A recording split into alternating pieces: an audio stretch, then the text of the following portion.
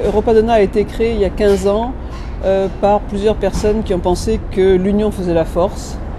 Donc il n'était pas bon que nous soyons chacun dans notre pays à lutter contre cette maladie qui est un fléau mondial, mais que nous puissions nous regrouper, d'une part pour pouvoir travailler individuellement dans nos pays respectifs, sur l'information. Un patient informé est un patient qui se soigne mieux, qui comprend pourquoi on lui fait subir tout ce qu'on lui fait subir, pour soutenir les patients et leurs familles, leurs proches, et d'autre part pour un meilleur lobbying à un niveau européen, raison donc de cette coalition européenne.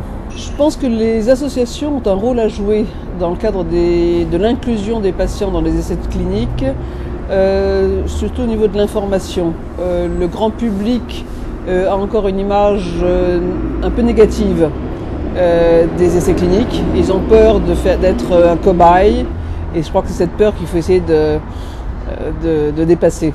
Notre rôle d'association est un rôle de go-between à plein de niveaux. Il joue au niveau des essais cliniques, il joue aussi à d'autres niveaux. C'est-à-dire que nous essayons aussi de remonter auprès des promoteurs les réactions des patients, leurs besoins, leurs attentes. Et je pense que ce sont des relations qui vont dans les deux sens. Je pense que beaucoup de choses ont déjà été faites pour une amélioration de la prise en charge et de la participation des patients aux essais cliniques. Il faut leur expliquer pourquoi ils doivent lire des fiches de consentement qui sont plus que des fiches, c'est presque un roman, c'est 3 pages, 4 pages, 5 pages, dans des termes relativement compliqués pour eux.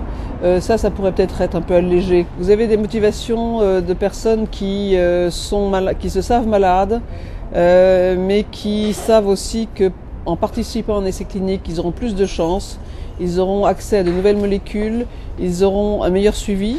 Vous avez des personnes qui savent qu'elles sont en fin de vie, donc elles sont très conscientes du fait que ça ne leur servira peut-être pas directement à elles, mais que ça servira à la génération suivante, ou que ça servira dans les années suivantes pour leurs proches, pour des gens qu'elles ne connaissent pas, mais pour d'autres personnes qu'elles, mais elles acceptent cet investissement pour le bienfait de la science. En ce moment, on a moins de 5% de participation en France, qui nous place parmi les pays les moins participatifs, parmi les pays européens et les pays mondiaux.